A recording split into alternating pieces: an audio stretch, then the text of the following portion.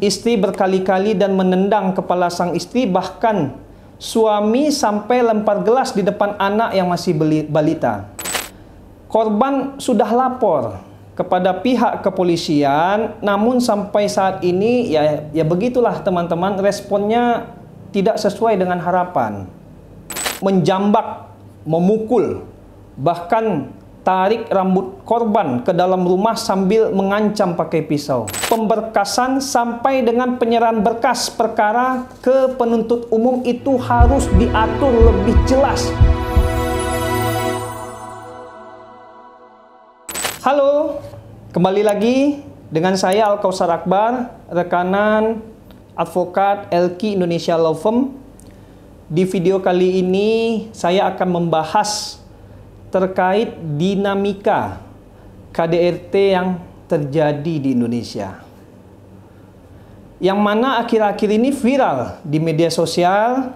Seperti kita tahu, salah satunya KDRT yang terjadi di Bekasi, yang mana seorang suami memukul istri berkali-kali dan menendang kepala sang istri, bahkan suami sampai lempar gelas di depan anak yang masih balita. KDRT itu juga dilakukan oleh pegawai Direktorat Jenderal Pajak di Bekasi. Videonya pun viral di media sosial. Korban sudah lapor kepada pihak kepolisian, namun sampai saat ini ya begitulah teman-teman, responnya tidak sesuai dengan harapan. Lalu selanjutnya suami juga melakukan KDRT kepada sang istri yang terjadi di Cipondoh, daerah Tangerang, dengan alasan kalau tidak salah saya baca, alasannya cekcok soal usaha, yang mana di dalam video itu suami menjambak, memukul, bahkan tarik rambut korban ke dalam rumah sambil mengancam pakai pisau.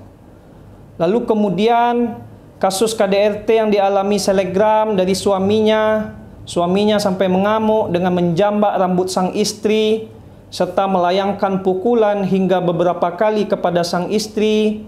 Sang istri juga sudah berkali-kali alami KDRT dari suaminya, tapi malah bertahan demi sang anak. Tidak hanya itu, KDRT pun juga dialami oleh seorang dokter di Bogor pada bulan November 2023, yang mana suaminya melaporkan sang istri, waktu itu melaporkan sang istri hilang di kepolisian. Ternyata pada saat diselidiki, ternyata sang istri kabur dari rumahnya karena takut mengalami KDRT yang dilakukan oleh sang suami. Jadi banyak sekali peristiwa-peristiwa KDRT ini yang kita dengar di dalam media sosial. Dari peristiwa ini saja sudah saya jelaskan, sudah banyak dilaporkan ke kantor polisi, akan tetapi ya begitulah teman-teman.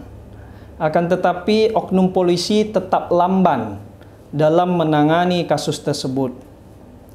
Di video sebelumnya juga sudah saya jelaskan kepada Bapak Kapolri untuk segera untuk mengeluarkan peraturan Kapolri tentang standarisasi pelayanan dan tenggang waktu penyelidikan dan penyidikan. Ini memang harus dibuat segera, Pak.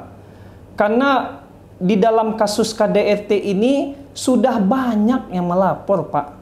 Korban juga sudah banyak melapor kepada kepolisian. Tapi sampai saat ini prosesnya masih saja lamban, masih saja tidak ada kepastian waktu. Bahkan sampai saat ini perkembangan penyelidikan pun tidak didapat oleh korban, Pak. Maka dari itu saya menyambung dari video saya sebelumnya, Pak, tetap harus dikeluarkan peraturan Kapolri tentang standarisasi pelayanan. Sehingga perlu dibuat peraturan Kapolri yang tadi sudah saya jelaskan. Ada peraturan Kapolri tentang jangka waktu, Pak. Jangka waktu pelayanan penyelidikan dan penyidikan tindak pidana, serta ada sanksi juga, Pak, bagi oknum Polri yang melanggar jangka waktu pelayanan tersebut. Kalau dari saya, jangan ragu-ragu, Pak, langsung pecat itu. Lewat dari jangka waktu yang sudah disepakati di dalam peraturan Kapolri itu, oknum yang melakukan penyelidikan dan penyidikan, bahkan sampai kepala kantor kepolisian itu langsung dipecat, Pak. Kalau Bapak berani melakukan hal itu. Saya sangat setuju sekali. Karena untuk minimalisir supaya tidak ada lagi oknum-oknum Polri yang lamban nih dalam menangani kasus-kasus seperti kasus KDRT yang tadi sudah saya jelaskan, supaya penanganan itu cepat, transparan, dan akuntabel. Itu yang kita inginkan, Pak. Jadi harus ada sanksi yang tegas juga bagi oknum-oknum Polri yang lalai dalam melakukan penyelidikan dan penyidikan.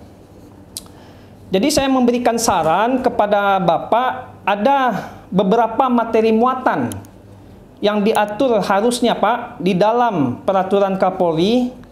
Yang pertama itu adalah harus ada tenggang waktu pemenuhan kewajiban penyelidik dan penyidik berdasarkan laporan atau pengaduan dari masyarakat. Lalu yang kedua itu adalah tenggang waktu kegiatan penyelidikan yang dilakukan oleh penyelidik. Itu harus ada, Pak, di dalam materi muatan peraturan Kapolri. Lalu yang ketiga adalah tenggang waktu kegiatan penyidikan yang dilakukan oleh penyidik. Yang keempat, tenggang waktu penyelidik dalam membuat hasil penyelidikan secara tertulis kepada penyidik. Bahkan perkembangan informasi penyelidikan dan penyidikan itu harus juga diberikan tenggang waktunya kepada masyarakat yang melapor. Lalu yang kelima adalah tenggang waktu pemberitahuan penyelidikan. Yang keenam, tenggang waktu pemberitahuan waktu dimulainya penyidikan. Itu harus ada tenggang waktunya, Pak. Yang ketujuh adalah tenggang waktu pemberitahuan perkembangan hasil penyidikan. Yang terakhir adalah tenggang waktu seluruh jenis pelayanan di Kepolisian Negara Republik Indonesia, yaitu dari proses penyelidikannya, penyidikan, baik itu registrasi, administrasi penyidikan, laporan polisi, kegiatan penyidikan, dimulainya penyidikan, upaya paksa, pemeriksaan penetapan tersangka, pemberkasan, sampai dengan penyerahan berkas perkara ke penuntut umum. Itu harus diatur lebih jelas tenggang waktunya, Pak. Saya mohon kepada Bapak supaya Polri bisa bekerja secara profesional. Penyerahan tersangka dan juga barang bukti juga harus ada tenggang waktunya. Penghentian penyidikan dan yang lain-lain itu diatur, Pak, tenggang waktunya untuk memberikan kepastian hukum dan rasa keadilan dan kemanfaatan bagi masyarakat.